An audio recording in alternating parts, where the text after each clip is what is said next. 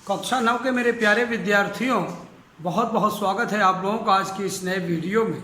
मेरे प्यारे विद्यार्थियों, आइए देखते हैं क्या है आज आप लोगों के लिए। प्यारे विद्यार्थियों, देख सकते हैं कक्षा 9 विषय हिंदी भाषा, और हिंदी भाषा में पाठ संवाद लेखन। निश्चित रूप से माय डियर स्टूडेंट, आपको ये पाठ नया लग रहा होगा। एक नया पाठ, नया चैप्टर आज हम लोग शुरू करने वाले हैं। आशा करता हूँ कि आप पूरे मनोयोग के साथ पूरे तरह से मन लगाकर पाठ को समझने की कोशिश करेंगे।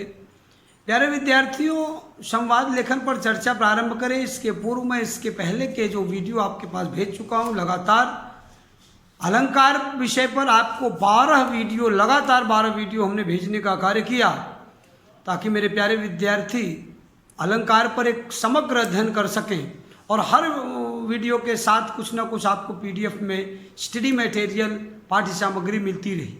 आशा करता हूं कि आप लोगों ने पूरी पाठ्य सामग्री को अपनी भाषा की कॉपी में लिखे होंगे, अभ्यास कर रहे होंगे, याद कर रहे होंगे।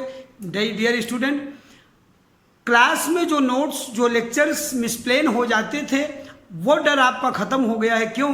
क्योंकि यूट्यूब पर पड़ा हुआ है चैनल पर, आप देखिए, बार बार उसको समझिए और नोट्स को जो स्क्रीनशॉट लिया करिए पूरे बोर्ड का, और उससे अपना कार्य आगे बढ़ाया करिए। सो माय डियर स्टूडेंट, उन सभी बातों के लिए शुभकामनाएं और धन्यवाद देते हुए हम आगे बढ़ना चाहते हैं, और उन सभी बच्चों को फिर से धन्यवाद देते हैं जो वीडियो देखने के बाद अपना नाम, क्लास और सेक्शन लगातार लिख रहे हैं। तो आइए चर्चा करते हैं संवाद लेखन की। देखते हैं लेसन है संवाद लेखन क्या है। मतलब लेखन माने लिखना। देखते हैं दोनों शब्दों का, चैप्टर को पहले डिफाइन करते हैं, इनकी अर्थों को समझते हैं, देन आगे एक एक कदम आगे बढ़ते हैं। और आप मेरे साथ एक एक कदम पे कदम मिलाए चलिए, आप मजबूत बनेंगे, ऐसा मुझे विश्वास है। शब्द दो है, पहला है संवाद, दूसरा शब्द है लेखन। बोले संवाद लेखन, यहां कह रहे हैं संवाद माने बातचीत या दो से अधिक लोगों के बीच होने वाली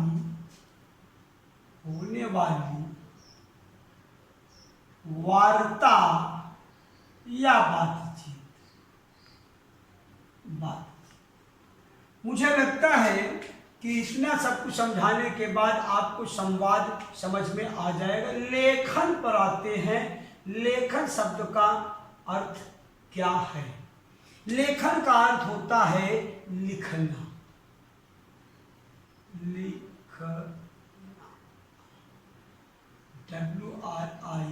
WRITING, राइटिंग। ये लिखने की एक कला है। सीबीएसई बोर्ड के द्वारा पिछले 2 से 3 सत्र पहले इसको ऐड किया गया क्लास 9 के जो है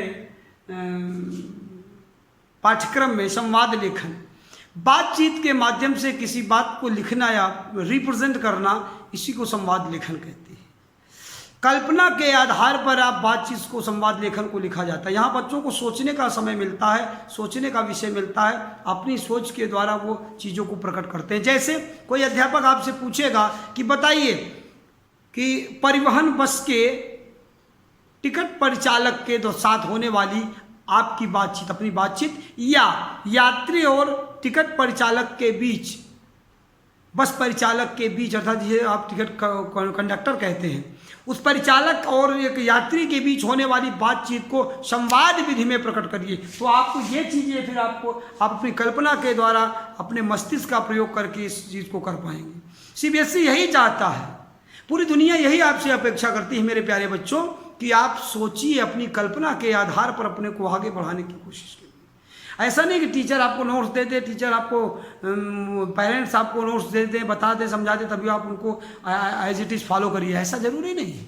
कुछ चीज़ें आपकी कल्पना में, आपकी सोच में, आपके मस्तिष्क में, आपके माइंड में नई आनी चाहिए। और वही नई, जब नई चीज़ें आपको आने लगेंगी, उसको कहते हैं creativity.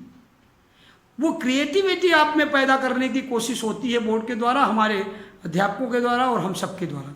So my dear student, थोड़ा सा अपने आप पर भी विचार कीजिए।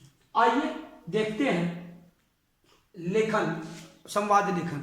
तो संवाद का अर्थ तो आप समझ गए, फिर से मैं ओरली बता दूं, दो या दो से अधिक लोगों के बीच होने वाली बातचीत को संवाद विधि कहते हैं, संवाद लेखन कहते हैं। मैं आपको एक याद कराऊं बात को, जनरल हे और नाना साहब की बेटी के बीच होने वाली जो बातचीत है वो संवाद विधि में लिखी गई है। ये बात आपको समझ में आएगी। अब आप जब अपनी किताब जो है क्षितिज देखिएगा, क्षितिज में जब वो पाठ देखिएगा, कौन सा, नाना साहब की बेटी देवी मैना, आप उसको देखेंगे तो देवी मैना के और जनरल हे की बातें हो रही, जो बातचीत हो रही है वो संवाद विधि में लिखी हुई है। उधर बात होगी जब आप कौन सा पाठ पढ़े होंगे क्षितिज में, एक पाठ आप पढ़े होंगे जिसमें जो है हरिशंकर परसाई के द्वारा लिखी हुई जो लिखा हुआ जो पाठ है, जिसमें लहासा की ओर की बात कर रहा हूँ। लहासा की ओर में जब वहाँ संवाद विधि में बातें होती हैं, लेखक और जो है वो जो बौद्ध धर्म के भिक्षु थे उनके बीच में, वहाँ जगह जगह मतलब बातचीत के माध्यम से।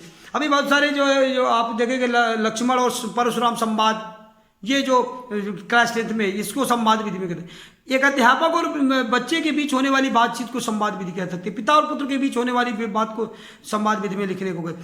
कैसे इसको प्रेजेंट करते कैसे, लेकिन इसको जानने से पहले संवाद विधि, संवाद लेखन है क्या, आप समझ गए। संवाद का भी अर्थ और लेखन का भी अर्थ, संवाद लेखन आप समझ गए। लेकिन संवाद लेखन के समय एज अ स्टूडेंट जब आप रिप्रेजेंट करेंगे अपने आप को, संवाद आप लिखेंगे, तो संवाद में कौन कौन सी सावधानियां आपको बरतनी है वो चीज आपको समझने की जरूरत है। आइए देखते हैं मेरे प्यारे बच्चों, सबसे पहला जो पॉइंट आता है, हेडिंग बनाते हैं हम लोग। क्या हेडिंग बनाते हैं? हेडिंग बनाते हैं कि संवाद क्या, किसी प्रसंग या घटना या कहानी के लिए संवाद लिखते समय क्या करें यहां पर,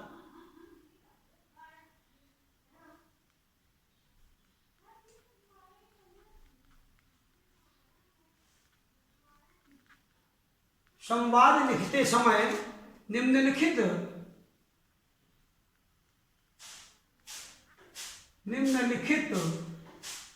बिंदुओं संवाद लिखते समय निम्नलिखित बिंदुओं को ध्यान में रखना चाहिए। बिंदुओं को ध्यान में रखना चाहिए। आइए देखते हैं कौन कौन से बिंदु हैं, किन बातों को हमको संवाद विधि लिखते समय ध्यान देना चाहिए। नंबर 1 की बात करेंगे, नंबर 1 की बात करेंगे, नंबर 2 की बात नहीं करेंगे, नंबर 1 की बात करेंगे। बात समझने की कोशिश करिए। क्या करना है? करना है कि संवादों में भाषा प्रभावशाली, क्या लिखेंगे, भाषा प्रभावशाली इफेक्टिव लैंग्वेज होनी चाहिए, सरल, रोचक और चुटीली होनी चाहिए। सरल, रोचक और चुटीली होनी चाहिए। ये पहला पॉइंट आपके लिए है भाषा। दूसरा क्या है, विचारों को तर्क सम्मत रूप से प्रस्तुत किया जाना चाहिए। किसको? विचारों को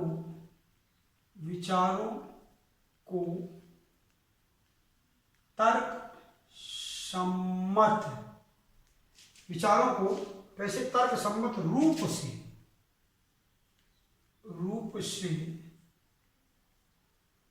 प्रस्तुत किया जाना चाहिए। ये दूसरा पॉइंट है। तीसरा है संवादों की शब्दावली एवं भाषा, संवादों की शैली एवं भाषा, देश काल और व्यक्ति के अनुरूप होनी चाहिए। देश काल और व्यक्ति के देश काल और व्यक्ति के अनुरूप होनी चाहिए। ये पॉइंट आपका बनता है। पॉइंट नंबर 1 था, पॉइंट नंबर ये 2 है, ये पॉइंट नंबर 3। अब बातें करेंगे पॉइंट नंबर 4। मेरे प्यारे बच्चों, इन पॉइंट्स को आप समझते भी चलिएगा, ऐसा ना हो कि लिख तो दें और बात समझ में ना आए। कह रहे हैं कि जब आप संवाद लेखन करेंगे, अभी मैं इसके बाद कुछ संवाद लेखन, 1-2 संवाद लेखन लिखकर आपको बताने और समझाने का भी कार्य करूंगा, तभी तो आप समझ पाएंगे। या अभ्यास कार्य में जब संवाद लेखन आपको दूंगा तो आपके द्वारा जो संवाद लेखन लिखा जाना चाहिए उसमें ये पॉइंट्स को ध्यान में रखकर माइंड मेकअप आपका होना चाहिए। संवाद लेखन के लिए एक माइंड मेकअप का की बाउंड्री आप समझ सकते हैं। इन पॉइंट्स के आधार पर आपका माइंड मेकअप होना चाहिए संवाद लेखन के संबंध में। मेरे प्यारे बच्चों, चीजों को समझिए। पहला पॉइंट क्या कह रहा है कि भाषा प्रभावशाली मतलब इफेक्टिव लैंग्वेज होनी चाहिए, प्रभाव रखना चाहिए, बच्चों के ऊपर प्रभाव पड़े, या आपके द्वारा लिखा गया तो अध्यापक के ऊपर उसका प्रभाव पड़े। प्रभावशाली सरल होनी चाहिए, सिंपल लैंग्वेज, रोचक होनी चाहिए और चुटीली होनी। चुटीली का मतलब होता है कि ये बच्चों में जैसे इंटरेस्ट पैदा, मतलब इंटरेस्ट पैदा करने वाली, स्वाभाविक रुचि पैदा करने वाली भाषा होनी चाहिए। विचारों को तर्क सम्मत रूप से प्रस्तुत किया जाना चाहिए। बात को जो आप बोल रहे हो उसका रीजन होना चाहिए। जैसे आपने कहा पिताजी सादर प्रणाम, आपने कहा कि मोहन और उसके पिता के बीच होने वाली बातचीत को संवाद विधि में लिखिए। तो पहले लिखेंगे मोहन, फिर लिखेंगे पिताजी सादर प्रणाम, फिर भी लिखेंगे पिताजी खुश रहो बेटा क्या समाचार। तो ये है इसका तर्क सम्मत। बेटे ने प्रणाम किया तो पिता ने उसको आशीर्वाद। इसका संवादों की शैली एवं भाषा देश काल और व्यक्ति के अनुरूप होनी चाहिए। भाषा कैसी होनी चाहिए? देश काल और व्यक्ति के अनुरूप। कैसे आपको बताएं, आप समझ जाएंगे। कालिदास के जो नाटक अभिज्ञान शाकुंतलम इत्यादि उन्होंने लिखा है, नाटकों की बात की है कि काव्येषु नाटकम रम्य तत्र रम्या शकुंतला। काव्यों में सबसे श्रेष्ठ नाटक है, नाटक में भी शकुंतला, शकुंतला में भी उसके 4 श्लोक, ये बातें आती। मेरा कहने का मतलब ये है कि तो कालिदास ने क्या किया, ऋषि कर्ण वो जब बोलते हैं तो वो शुद्ध संस्कृत में बोलते हैं, लेकिन जब कोल भील बोलते हैं, दास दासियां बोलती हैं, तो उनके लिए सामान्य लैंग्वेज की बात करते हैं। वहाँ पर वो शुद्ध संस्कृत न बोलकर मिली हुई संस्कृत, सामान्य संस्कृत की बात अर्थात लौकिक संस्कृत की बात करती हैं। जबकि जो श्रेष्ठ मुनि और ऋषि हैं उनके लिए लौकिक संस्कृत की बात न करके उनके लिए वैदिक संस्कृत शब्दों का प्रयोग किया। कहने का मतलब ये है कि जो भाषा, जैसे नौकर है, कोई बात कर रहा है तो नौकर की लैंग्वेज समझ में आनी चाहिए, वो नौकर की लैंग्वेज है, वो ऑफिसर की लैंग्वेज नहीं होनी चाहिए। बात मेरी समझ गए आप लोग जी? बहुत अच्छी बात। आइए पॉइंट नंबर 4 की बात करते हैं। संवाद में स्वाभाविक प्रवाह बना रहना चाहिए। स्वाभाविक प्रवाह बना रहना चाहिए। ये आपका प्रवाह जो है, कहने का मतलब एक फ्लो है, फ्लो, इसको प्रवाह को फ्लो में समझिए। फ्लो उसका बना रहना चाहिए। आप पिता से शैक्षिक भ्रमण के हेतु आज्ञा प्राप्त करने के लिए संवाद लेखन में लिखिए, तो वहाँ पर आपको प्रवाह बना दिएगा। आप क्रमशः बताते रहेंगे, स्कूल का टूर जाए, फिर कहेंगे, वो पूछेंगे कि कौन कौन जा रहा है, उसको फ्लो मतलब उसकी कंटिन्यूटी जिसको आप कह रहे हो, वो कंटिन्यूटी आपकी बनी रहनी चाहिए। पॉइंट नंबर 5 की बात मेरे प्यारे बच्चों मैं आपसे करूँगा। देखते हैं पॉइंट नंबर 5 हमें क्या सिखाता है। पॉइंट नंबर 5 कह रहे हैं संवाद छोटे एवं रोचक होने चाहिए। सबसे बड़ी बात है कि संवाद कैसे होने चाहिए? छोटे एवं रोचक होने चाहिए। ये आपका पॉइंट नंबर टू फिफ्थ कहता है कि आपका जो संवाद हो, जो बातचीत वो छोटी छोटी होनी चाहिए, बहुत बड़ी नहीं होती। उसके लिए एक वर्ड लिमिट आता है मेरे प्यारे बच्चों, 50 वर्ड की बात होती है, 50 शब्दों में आपको संवाद लेखन करना होता है। 50 शब्दों में कैसे करेंगे?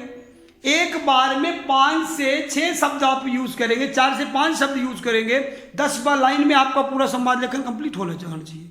ये आपके एक माइंड मेकअप होना चाहिए और फ्लो बनी रहनी चाहिए, कंटिन्यूस। इस बात को शुरू करो, उस बात को खत्म कभी करना है उन्हीं 10 संवादों में।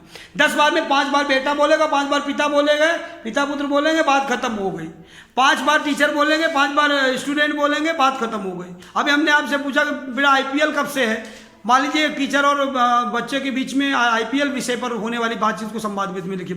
मैं आपसे पूछूं बेटा IPL कब है? आप बोलो साल 16 से है, 20 से, जब भी आप डेट दोगे। फिर आप कहोगे सर क्या आपको IPL पसंद है क्या? मैं कहूँगा हाँ बेटा मुझे भी IPL देखना बहुत पसंद है। फिर आप कहोगे साहब आप कौन सी टीम को रिप्रेजेंट करते हो, कौन सी टीम को आप सपोर्ट करते हो? मैं बताऊँगा ये इस टीम को सपोर्ट करता हूँ। फिर मैं पूछूंगा कि बेटा आप किस टीम को सपोर्ट करते हो?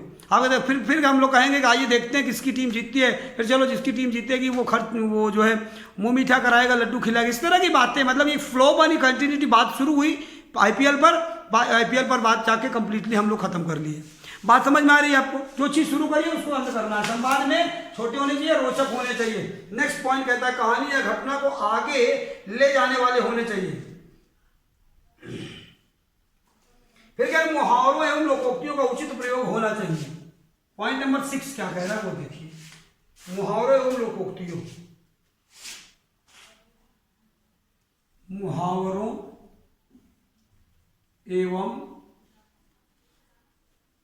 लोकोक्तियों, मुहावरों एवं लोकोक्तियों का उचित प्रयोग होना चाहिए, का उचित प्रयोग होना चाहिए। ये आपका पॉइंट फर्स्ट है। पॉइंट ध्यान दीजिए, जरूरत पड़ेगी तो वहां पर आप लोकोक्ति और मुहावरों का भी प्रयोग आपको करना चाहिए। 7वां पॉइंट क्या करे वो देख लीजिए, चरित्र को प्रस्तुत करने वाले होने चाहिए। औपचारिकता अपेक्षित नहीं है। यहाँ क्या कह रहे हैं, बहुत ही बड़ा पॉइंट है ये, औपचारिकता अपेक्षित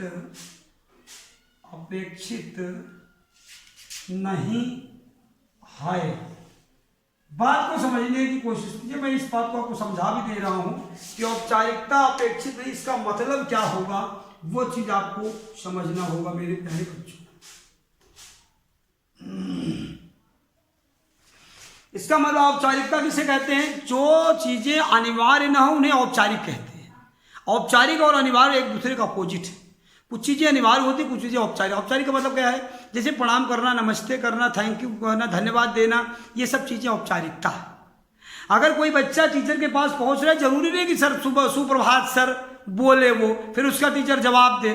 कर रहे हो आप, लिख रहे हो, अच्छी बात है, it's very good, but if you are not writing that it means not your answer is wrong, otherwise your writing material is wrong, you can not say. मतलब मेरा कहने का ये है कि अगर आप नहीं भी कर रहे हो तो आपका संवाद लेखन केवल इस बिहाफ पर नहीं उसको रॉन्ग बोला जा सकता कि साहब आपने तो नमस्ते प्रणाम किया ही नहीं। तो ये जो औपचारिकता है ये अपेक्षित नहीं है, अपेक्षा नहीं रखता कोई। आप बोल रहे हो अच्छी बात है, नहीं बोल रहे हो वो भी अच्छी बात है। समझ में आ रहा है क्या? सो माय डियर स्टूडेंट, आप सीधे आप विषय पर आ सकते हो, सीधे आप वार्तालाप पर आ सकते हो, सीधे आप बातचीत पर आ सकते हो। आइए देखते हैं, सुंदर सा होमवर्क लिखने की कोशिश हम लोग करते हैं। देखते हैं कि होमवर्क में क्या रहेगा आपको। आप लिखेंगे संवाद और लेखन शब्दों के अर्थ लिखकर याद करें। आपको ये बातें याद हो जानी चाहिए। आपका जो दूसरा होमवर्क बनता है मेरे प्यारे बच्चों, वो कहता है कि संपूर्ण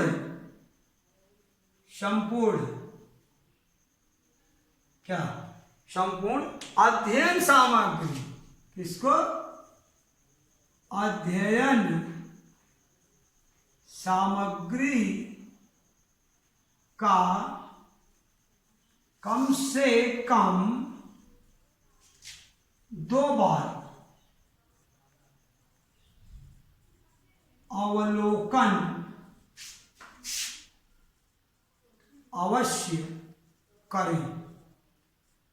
ये आपका होमवर्क बनता है दूसरा। इसको आप यहाँ 1 नंबर दे सकते हैं, इसको यहाँ आप 2 नंबर दे सकते हैं। तीसरा होमवर्क क्या कहता है कि संपूर्ण अध्ययन सामग्री को, संपूर्ण अध्ययन सामग्री को अपनी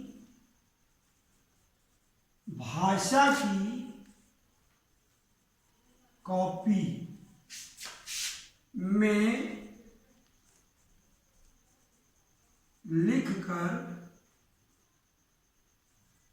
याद करें। ये प्यारे बच्चों आपको ये तीसरा काम रहेगा, ये आपका तीसरा होमवर्क है। इन सभी होमवर्कों को आप देख लीजिए। इसमें होमवर्क क्या कह रहा है कि संवाद और लेखन शब्दों के अर्थ लिखकर याद करें। संवाद शब्दों के भी शब्द का भी अर्थ है, लेखन शब्द का भी अर्थ है। फिर कह रहे हैं संपूर्ण अध्ययन सामग्री का कम से कम 2 बार अवलोकन करें। अगर आपको 2 बार में अच्छे समझ में आ रहा है 2 बार अवलोकन करिए, अदरवाइज 3 या 4 बार भी देख सकते हो। अपना नाम क्लास सेक्शन जरूर लिखना वीडियो में कि कमेंट बॉक्स में वीडियो देखने के बाद। तीसरा होमवर्क कहता है संपूर्ण अध्ययन सामग्री को अपनी भाषा की कॉपी में लिखकर याद करें। ये जितना भी पॉइंट है ये आपके माइंड में होना चाहिए। और संवाद लेखन के समय मैंने क्या कहा, माइंड मैकअप बनाते समय आपके दिमाग में ये चीज़ें, ये पॉइंट्स होने चाहिए। मेरे प्यारे विद्यार्थियों, आज के लिए इतना ही। आशा करता हूँ कि आप लोग सब इस अध्ययन सामग्री का पूरा लाभ उठाएंगे। आप अपनी भाषा की कॉपी में इन मैटर्स को, अध्ययन सामग्री को लिखेंगे और याद करेंगे। घर में स्वस्थ रहिए, सुरक्षित रहिए और बाहर निकलने की कोशिश मत करिए। अपने बड़े छोटू सबका ख्याल रखिए।